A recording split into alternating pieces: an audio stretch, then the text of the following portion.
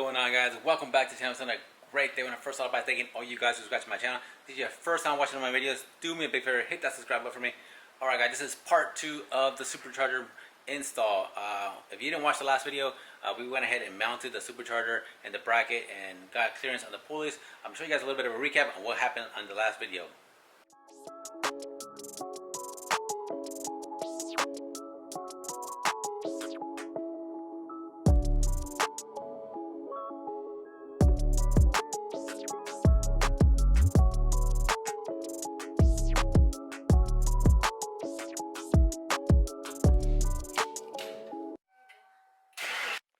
Today we are going to be attacking the fuel system of the truck. We get all that plumbed up and we can go ahead and jump right into wiring of the pump, the hop switch, and the gauges. And then after that we can go ahead and fire it up and see what it sounds like. Okay, so over here on the bench we have everything that's going to be going into today's video. These are all the Russell fittings and the pump that I'm going to be installing via this braided fuel line here that I got off Amazon. Actually, I got all these products off of Amazon, so it was pretty convenient. But yeah, this is the fitting that's going to go on to the fuel filter. From there, we'll attach this fitting, and then we'll attach a fuel line. And then on this end will be the other side of the fuel line, which will attach to this side, which will go on to the inlet side of the fuel pump. And when we exit the fuel pump, we'll add this fitting here, and then we'll attach one end to the fuel line. And on the other end of the fuel line, we'll have this fitting, which then will attach to this fitting, which this is the fitting that's going to attach to on the fuel line. But that should make our line all the way to the fuel rail. So hopefully this is what's going to be going on today's video. I'm not going to show you every single install of every fitting because that's just going to bore you guys. I'm just going to show you maybe one, and then we'll go ahead and I'll show you how I routed it. I'm also going to be mounting the FMU and routing those lines. And then we'll be wiring the pump via the hop switch so that it turns the pump on under boost. And then we can do the gauges. Making the ends of the line are pretty simple. You just tape off the end of the line and you use the cutoff wheel.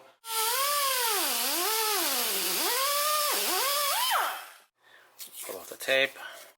So you take apart the fitting first. Okay. This side goes over the line like so. You want to just kind of twist it so it bottoms out all the way in the inside. Once it bottoms out, you'll see the line inside that it's bottomed out. We'll go ahead and insert this in here and just get the thread started. And we'll take it over to the vise and finish tightening up this end. Alright, so I put some tape on the vise ends here so we don't mess up the line and the fitting, so we don't scratch it all up. All you want to do is put the fitting in the vise and just snug it down. Not too tight because we don't want to mess up the fitting, but we want to definitely just snug it down to where the vise will hold it in place for us. And we'll go ahead and get I have this aluminum wrench here that I can use to tighten down so it doesn't scratch up the fitting. You don't have to use one of these if you don't want to, but this is just what I have. But yeah, basically what you want to do is just tighten it all the way down until it bottoms out, which will make us a tight seal. Alright. Once you get it nice and tight, how's we good to go? This end is getting attached to our fuel pump, and then we'll run the line to the fuel rail. The tool to disconnect the fuel line. Okay, we got it loose. So now we can attach our fuel line here. Before I disconnected the fuel line, I already pre-drilled a hole. That way it wasn't any sparks in the air. Now that we got this mocked up, we can go ahead and measure from here to the fuel rail, see how much line we need, go ahead and cut it and make our fittings, and then go ahead and run the line. Can you pull the hose, please? Pull it. Keep going. Okay. That's good. Thank you.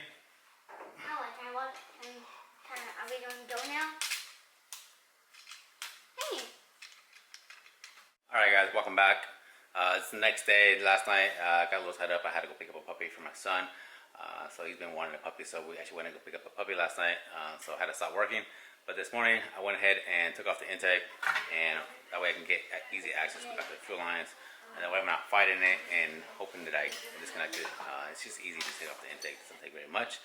A few bolts, disconnects a couple lines, vacuum lines, and a couple sensors, and it's off, and real easy. And it kind of gives you a chance to kind of look underneath and see if something's leaking or something needs to be replaced. But yeah, so right now I'm in the process about to disconnect the rest of the lines and go ahead, hook up the FMU and hook up the line from the pump to the rail, and yeah, and let's finish up the fuel system. Yes, with the intake off, we can actually see what's going on back here as far as the fuel lines. This blue line here, this is going to be the fuel feed line. This is the original fuel feed line, and this will be the new one. This is where we'll connect the new fuel line to the rail, and we'll disconnect the bottom side of the fuel pressure regulator right here. This is the return line. So that's where we'll connect our connections for the FMU. So we'll mount the FMU up here on the firewall, and then we'll go ahead and connect the lines for the FMU, and that should be it. And we can put the intake back on, and then we can make sure and just turn the key on, engine off. That way we can make sure there's no fuel leaks and everything is fine, and we can move on to the wiring process.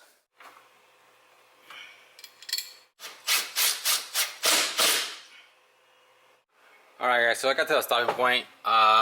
Vortex Supercharged online sent me the wrong female end on the FMU, so I need to order a new one. I'm about to get a hold of them tomorrow and see if they can overnight me a new line, so I can go ahead and insert the return back to the return line. It needs the female version here, like this here, in order for it to connect onto the old return line. So I'm about to get a hold of them tomorrow and see if they can see if they can overnight me a new line. If not, I'll have to make one. Hold off of that. Right now, I'm going to go ahead and remove the schrader valve on the fuel rail, the insert, and get ready for the fuel pressure sensor. So this is the sensor here, and this is the adapter that I will be adding onto the fuel rail once I remove the schrader valve. That's the part number right there, 3280 autometer. And this just screws into the top. Got to put a little bit of a Teflon paste on there so it makes a nice seal, and that's it.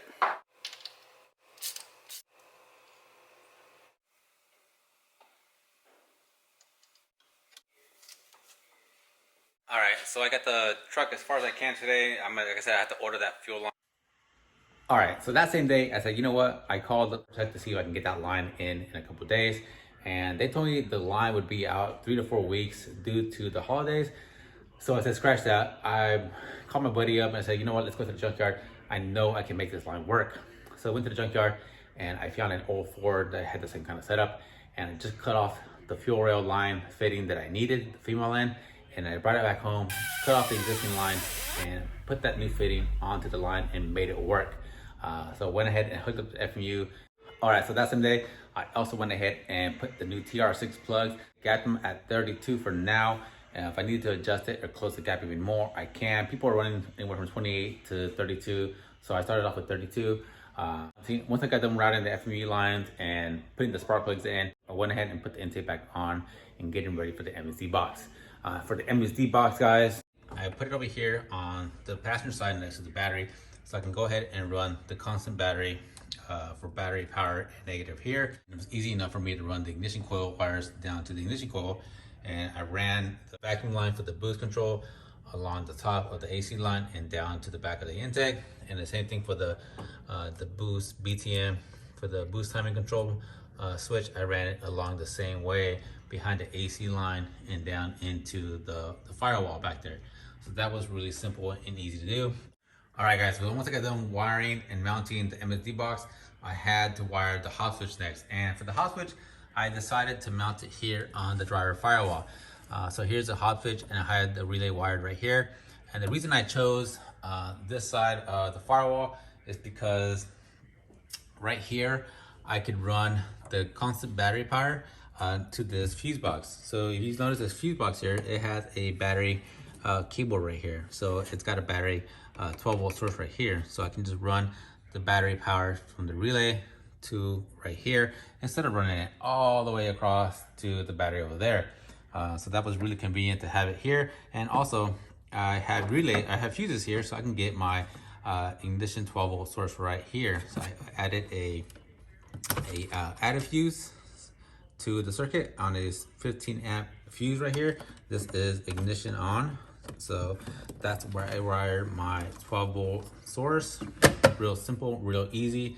And as far as ground, I just grounded the hot switch right here on the firewall. And the only thing I had to run next was 12 volts to the pump, which was simple because I just ran it along the old existing harness for the truck down to the pump. And I'll show you guys right now how I wired the pump. All right, guys, so underneath the truck, this is the harness that goes up to the fuse box on top. And I just ran 12 volt source wire for the pump down along that. And I just hooked it up to the positive side of the pump. And the negative side, I grounded it off right here through the frame rail on the opposite side. The ground wire from the pump, I just routed it through the frame and just mounted it eyelet right here on this side of this nut right here. It was just easy to get to it. I didn't have to drill any kind of holes. All right, guys, so right now I'm gonna show you guys the inside of the truck and what I ran as far as gauges and where I have it all set up. Right here, I have the boost retard switch. I mounted on the dash right here because it's really easy and convenient for me to reach over it and adjust it if I need to. As far as gauges, guys, I'm gonna recap on what I have and what I installed. I ran a air fuel gauge, fuel pressure, and a boost gauge. This is ones that I feel like are really important to have, and on a truck like this that is not mass air and speed density, these are definitely the things you want to keep an eye on when you're running a truck like this. I also wired this little red light down here on the kick panel. That little light is actually wired to the external pump on the rail, and that's going to tell me once that pump comes on, that little light's going to come on as well, indicating that that pump is actually coming on their boost. That's a good little safety to have. I could have mounted it up here on the pillar, but I thought it was going to be a little bit too bright, so I mounted it down here on the kick panel. All right, so we got key on. Right now, we're just running under the factory fuel pump. And if I blow into this hose, you'll hear the external pump come on.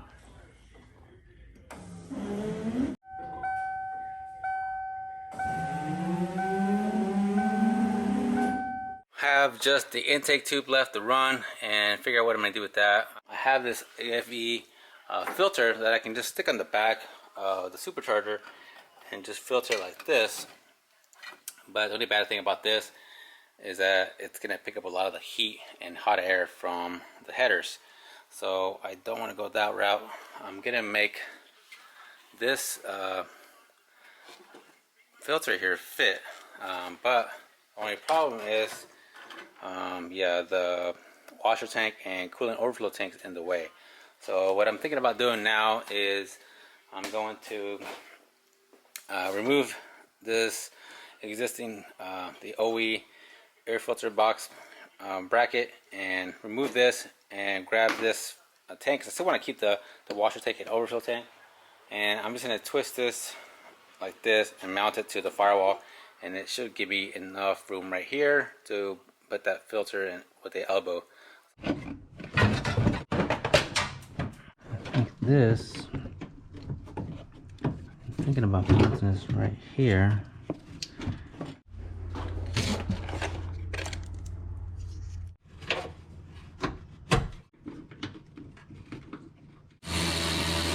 That actually looks pretty good right there, and the hook's gonna clear nice and easy. Now let's find out if this is gonna work or not. Oh yeah, that's gonna work perfect. Oh yeah, that's perfect. Look at that. The last piece of the puzzle right here. The last piece of the puzzle.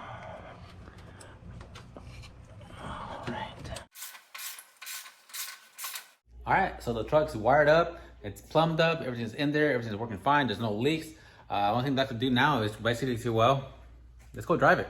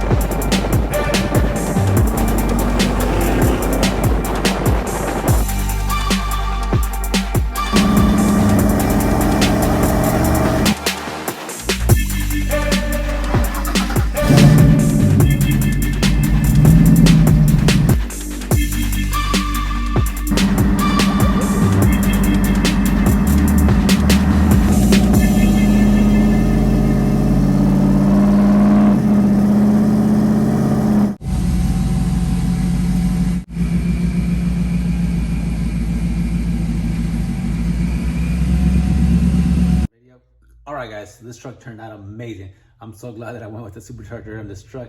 This thing was really fun to drive before. Now it's a freaking blast to drive. It made a huge difference. I'm on full throttle. I'm seeing around 6 to 7 pounds of boost, which is fine and perfect for this truck.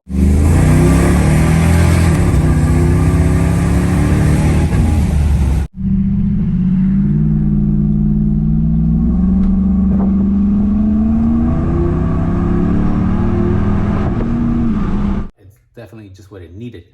But now with that, I'm also running some traction system. I'm also running traction problems in the back, so I definitely need to upgrade to do the long bars or cow tracks. Let me know what you guys recommend, or what you guys are running on your trucks, and what you guys want to see going on to this truck. Put that in the comments below and I'll check them out. I'm also going to be upgrading the Bosch blow valve on this truck. I don't like the way this one looks, and I don't like the way it sounds.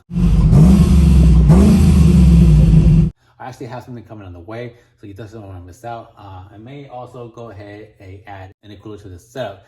I know, like I said, that a Powerdyne doesn't need it because it doesn't produce as much heat as a Procharger, the way a intercooler looks in front of a vehicle. So I may just do it just for the wow factor. But if it also gives me a little bit more performance, then that would be a plus as well. But let me know, what do you guys think? Should I go ahead and add an intercooler or not? I mean, it may just be a waste of money, but at least it'll look cool. If you have any questions, please put them in the comments below, and I'll try to get to you guys as soon as I can. And like always, guys, please like, please subscribe, and we'll see you guys in the next one.